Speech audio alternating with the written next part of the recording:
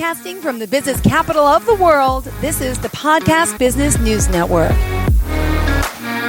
Welcome back to the show. We are bringing freedom to potential with our coach. Yes, Randy Swaim joining us, coaching for relevance.com. He's back with us today, obviously, to share his insights on the amazing work he does, helping so many, and updates on his education I want to hear, the book. There's just a lot to you.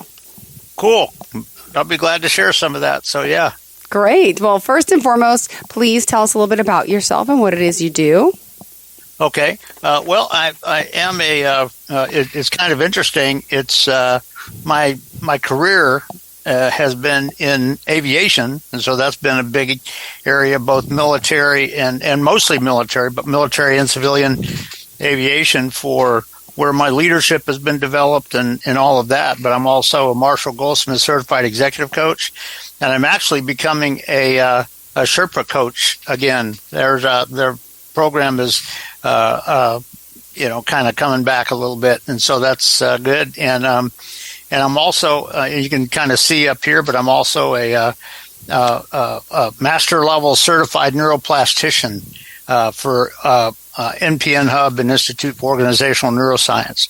And so I work a lot with them. And so what I really do is the whole focus that I bring is on leadership and people really being able to perform. And I think you know this, Jill, that in my one of the programs that I have trademarked for me out of Washington is a concept called organizational maneuverability. And what that does is it brings pilot insights, it brings pilot leadership, vision, and all of that kind of stuff, insights to leading your team in a rapidly changing, unpredictable world where not everything is rote academic, and you're going to have factors come on scene that you would have never expected. And can your team, can your company, can your organization, and can you truly perform in that kind of an environment? And that's where people have to get a lot more focused on going forward. And, of course, that's also true, guess what, in aviation. Because when flight crews go up on a flight, guess what? Unexpected things can happen that you wouldn't have predicted. And can you perform it in such a way where true success happens and safety and all of that? And so that's sort of a central focus of what I do and where I bring. And I bring it to people that are trying to improve what they're doing and what their team is doing and trying to lead their team better. And I also bring it to flight crews and to jet pilots over at DFW Airport to bring a coaching and facilitated leadership style, but also a neuroscience awareness aspect to them, to make them more aware of how they can do things better and not just go to rote academic things. So it's that's kind of what I do, and it's what I bring. Yay! Well, thank you. Excited that you're back here and talking to us today. I know we have a lot of updates. It's been a while, and you always have something new that you're bringing to the table. And I just want to remind everyone, please go to the website if you are out there today listening, coachingforrelevance.com. All right. Bring it on. Another good conversation today, as always. Fill us in. Cool. Well, I tell you what I thought I would do is give you a couple of examples, excuse me, of my background and my journey and everything, because it's an aspect of where I learned how to do this much better, and I saw some of the results and the benefits of it. And so, one or two of these I shared probably a year ago on the show, but I may just mention them again. But there was another thing that happened fairly recently, and by that I mean just in the last couple of weeks, that highlight that too. And what the thing I want to leave with the people that are listening is simply this aspect: in what ways do you think you need to rethink or retweak how you are actually interacting with your team members and to make things happen magically? And you know what? Even if you are not there, and can they be successful even when you're not there just dictating to them? Because guess what? Maybe you got sick and couldn't come in that day, maybe you're on a trip, on an international organization or whatever, kind of thing. And a lot of people, kind of sometimes don't think about that, but it's not just about telling your people what to do at the moment. It's about building them and building their processing. And with the neuroscience aspect, I tell people, the cerebellum back here is where you kind of put your habit patterns. And that's where so many people today go. And, that is not what you want to do. The frontal lobe of your brain here is the one that does the processing. Okay. And there's very often when you're talking about an unexpected situation that comes onto your team or your strategy or whatever, are you aware and can you process that well in such a way that your team can choose the right successful answer and response and strategy to get there. And it's just a lot of aspects. But you know what? When you talk about leading your team and developing your team, it's not just about you telling them what to do at the moment. Okay. It's about you building their ability throughout the journey together so that when that moment happens, they're already ready for it.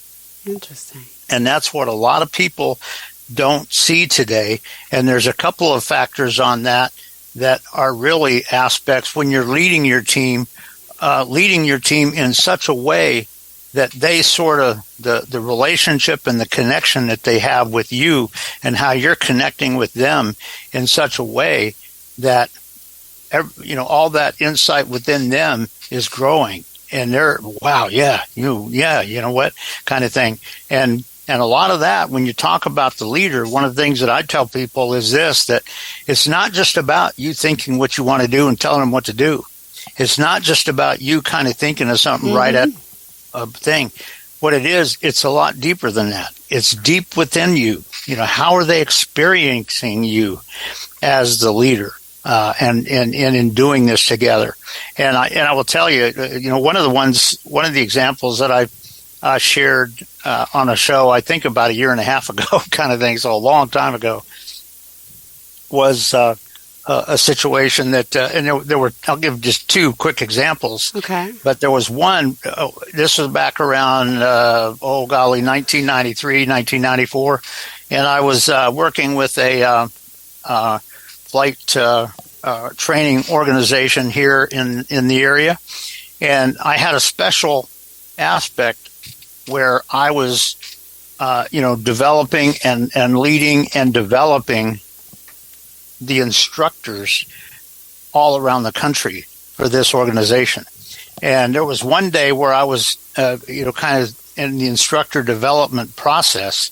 I stepped up, and I was going to be teaching this 2-day, little section and stuff. And what was interesting is on the very first day, immediately they started sharing a couple of things. We hadn't even started teaching yet, and they started complaining about some of the things that they had experienced and everything. And, not just with my unit, but just in their experience and everything there. And it's interesting because if you shut your brain off in the habit pattern back here and just listen to it, you think they're just bad-mouthing the company. They don't like the company. What I did is I listened to them for just a few minutes. And by a few minutes, I mean probably 5 to 10 minutes. I listened to them. I acknowledged what they were saying. And what was interesting is that the guy that at the time was my boss, I saw him come out into the hall right where our room was in the door, and he was aware of the communication. He was going, and then I noticed he turned and walked around and down the hall, and I knew he was going to the center manager to talk to him and stuff, and I knew that. But what I did is I let them kind of verbalize some of the stuff, and what I realized is letting them get all that stuff out of them so that they're ready to go through the training. And I let them do that. And when they were done sharing and doing some of that, I kind of pointed to them, and I kind of, threw a few questions out in some cases. So what do you think? What do you need to think about now going forward? I understand what you're saying, and I got them sort of focusing on it for just a minute or two, and I saw the center manager come around, and he saw where the conversation was, and he kind of went, and he turned around and walked back away, at everything, and we went into a good 2 days of training. But what was interesting is after that first day, the center manager saw me, and he came over. We were just chatting, and he said, "Well, I'll tell you what, Randy, you did well. You did awesome with that." And I said, I just let them vent just a little bit to get it out of their system so that they're ready mentally for the training. And they did well in the 2 days of training kind of thing. And then there was another, at a different organization, there was a case where I think I shared this some time ago, but I was supposed to teach, a group of our pilots in an indoctrination sort of class, if you will, kind of thing, where they're kind of getting a sense of where we're going and all that. And he, and this one guy, interestingly enough, was a guy, he was an older fellow, but in Vietnam, he had shot down 2 MiGs. He was a good pilot for decades, kind of thing. And you could tell they were sort of venting, but as a leader, you realize that sometimes you have to let a person or two get this stuff out so they can function. And sometimes now, if all they're doing is just bad mouthing everything, that's bad news. Yeah, you don't do that. But to let them sort of get it out, I let them do that for just a couple of minutes. And when I say a couple of minutes, I mean probably 3 or 4 minutes. And what was interesting is after we had just a quick 3 to 5 minute conversation before we started the training, this guy looked at me and said, "Well, one thing's for sure, Randy." And I said, "What's that?" He said, "I would follow you any day for any reason." And I went, "Really?" He said, "Yep." And why? Because as a leader, I would sometimes listen to them to hear what their senses were and all this kind of stuff. And it's just interesting that a lot of that leadership aspect that has been developed in me for the last probably 4 decades, kind of thing, has apparently really shared itself. And I found, and I was actually told one time this week, just basically about a week ago, that I was scheduled to conduct a check ride for a guy in one jet airplane on Monday, but I saw that was moved to Tuesday, and there was like a basically 1 or 2 hour meeting that I was brought into and stuff later in the day, and the manager, who was my boss, humbled me in a positive way. Yeah. Because she said, well, one thing's for sure, because what it was a senior national executive manager kind of thing was coming down, and he was doing she said he was doing a roundtable event with instructors, and he's wanting to really kind of get a sense and that kind of stuff, have sort of a roundtable event. And she looked at me and she said, "I want you to know something, Randy." And I said, "What's that?" She said, "You're the only one he requested from our program." Aww. He said, he requested you by name. I said, "Really?" Yeah. And so, when you think about being a true leader, it's not just about you dictating to them and telling them what to do. It's about interacting in such a way where even in trying times, you're building your team. And not just trying to make them exactly like you, just growing within themselves as to what they've got to do and what they want to become. And I'll tell you what, if you do that well, amazing results can happen.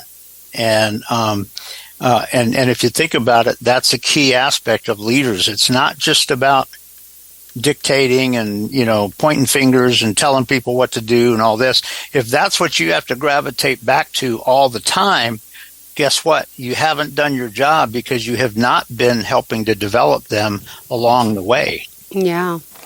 And that's a key aspect that a lot of people sometimes don't understand, and it's unfortunate.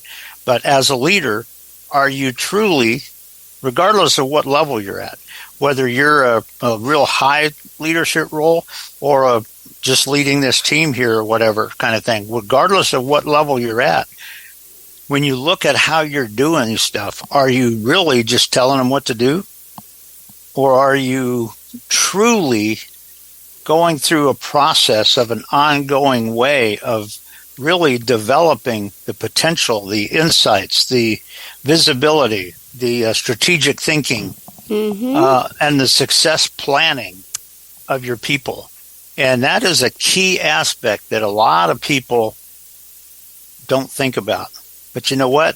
If you do that truly as a leader and you really develop that, not only do you develop the strategic aspect of their people to be really successful, but the other part of it is, as you do that, your people believe in you. Yeah.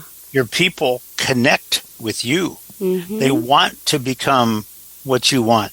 And this can be very different, because sometimes if you have somebody in your team that is vindictive and control freakish and all that, you probably hired the wrong person. But how you correct them and how you stop that is a key factor. I think I shared sometime back, quite a while back, on the show that there was one guy in a program that I was in that was he was not a manager. He wasn't in direct control of everybody, but he was constantly trying to control everybody. And there was one time where the manager, it was in a meeting, and the manager said something. And by the way, that manager was let go, kind of thing. But when he did that, this guy looked at me because he knew I had a very different approach. Okay. And with a very kind of look on his face, he pointed his finger at me. And what I did is I smiled, and I just pointed my finger right back at him with a smile on my face. Aww. I just went, I didn't argue with him. I didn't be vindictive. I didn't try to play control freak games, but I did let him know that wasn't controlling me, for what he did. And the bottom line is, you got to think about, how are you truly building that oneness in your team? How are you truly building the oneness and the success and the growth and the becoming of your team on a day-to-day basis, so that when the unexpected, organizational maneuverability, unexpected, unpredictable events come on scene, they can already do it right. You don't have to, dictate to them, kind of thing. And that's a big aspect that people sometimes forget about, because people just get very comfortable with just doing every day-to-day stuff. Yeah.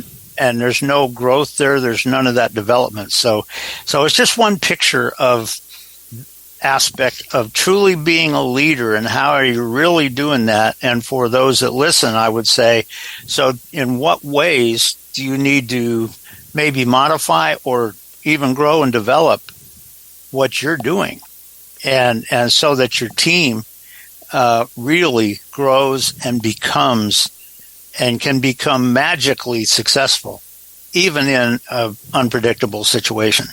And it's something that leaders have to think about sometimes. It's not just a rote academic thing, tell them what to do, and then if it doesn't work out, go cast blame on something else. No, kind of thing. So it's just sort of interesting that when you're talking about it, it's just one aspect of truly being a leader, developing your team for radical success. And that's it's just something to think about. It's a little different than a lot of people realize. Wow. I'm sorry, but when my kids are 7 and 9, they're in religion, and you have me people wanting to follow, like Jesus. I'm not comparing you to Jesus, but no, this is what you do to those you look up to, those you want to be mentored from, those you want to be like, those that you believe in, and it's beautiful. You have such a following, Yeah, and you know what? It is key, and it is key, and it's it's just amazing. And with the person and with the Lord that you just mentioned, without bringing a lot of religion into it or whatever, guess what? That's a lot of the ways he interacted, kind of thing. And so it's, but it is, but as a leader, that's what you got to be thinking about. And that's got to be how you sort of vision it. Because guess what? Your people, you may have a sense of what you want your people to become, but because of the way you're doing it, if you're doing it right, they become way more than you even envisioned.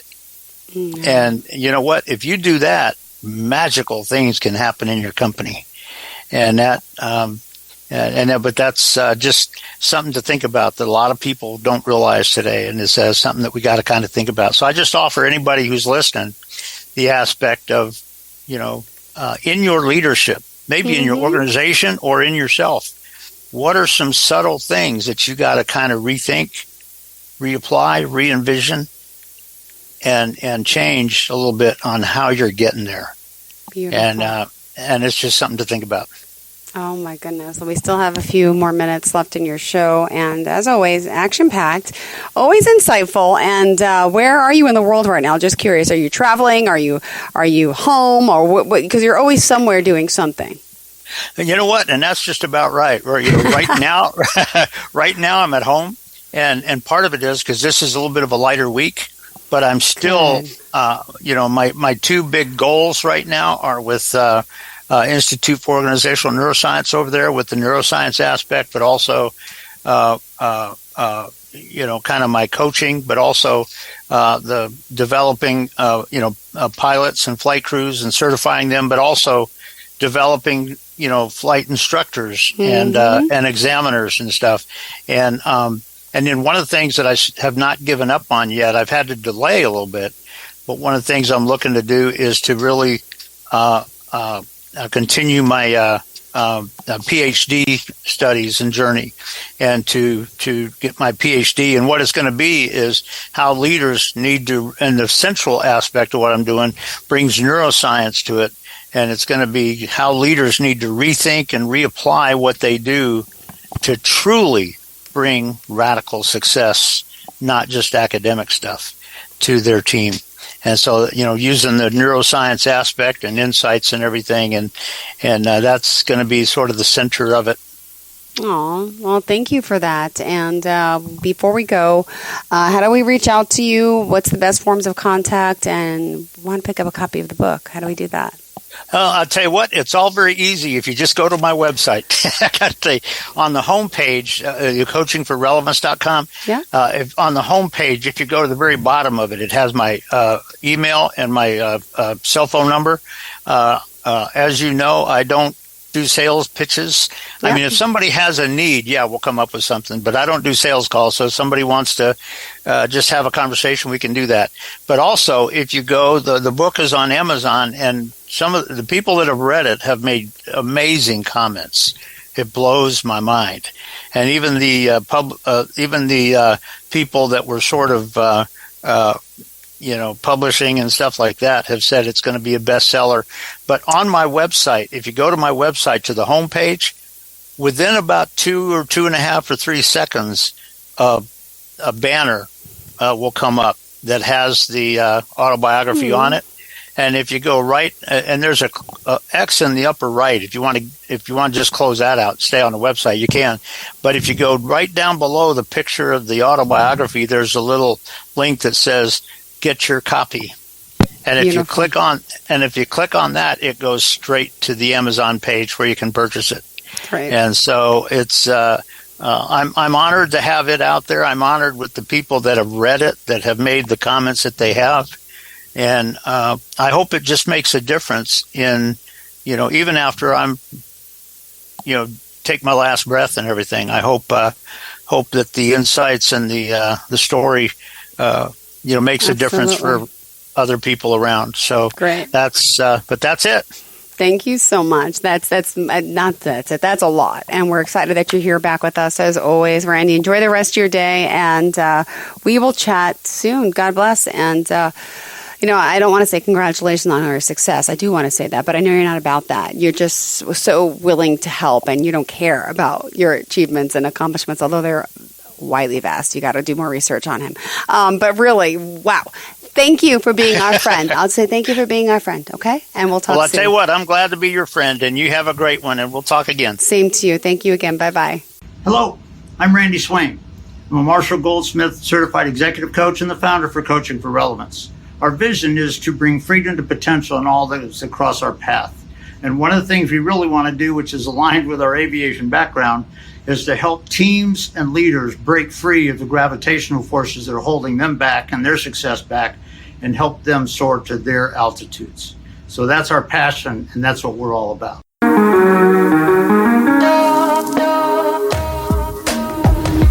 Broadcasting from the business capital of the world, this is the Podcast Business News Network. When it comes to making plans, you are the best. What about those round trips that you plan in advance, which are perfect on your way there and perfect on your way back? Or those meetings with friends for which you make a group chat 3 months before so that nobody or anything is missing? Or your daughter's first birthday party. You planned it with such dedication that instead of the first, it felt like our 15s. The same way you plan each detail for those moments. Start planning to protect you and your loved ones from a natural disaster. Sign up for local weather and emergency alerts. Prepare an emergency kit, and make a family communications plan. Protecting your family is the best plan you can make. Get started at ready.gov/plan. Brought to you by FEMA and the Ad Council.